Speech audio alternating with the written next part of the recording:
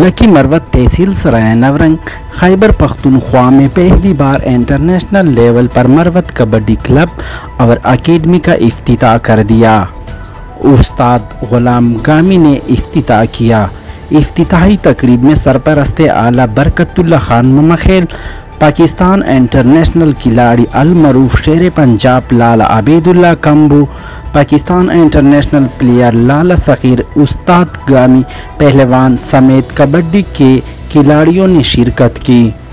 सरपरस्त आला बरकत खान ममखेल ने कहा है कि मरवत कबड्डी क्लब और अकेडमी में खैबर पख्तूनख्वा और पंजाब के कबड्डी के खिलाड़ियों को ट्रेनिंग दी जाएगी।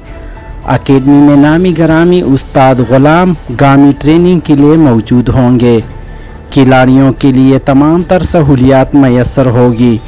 उन्होंने खैबर पख्तूनख्वा और पंजाब के कबड्डी के खिलाड़ियों से अपील की है कि मरवत कबड्डी क्लब और अकेडमी में ट्रेनिंग के लिए दाखिले ले सकते हैं।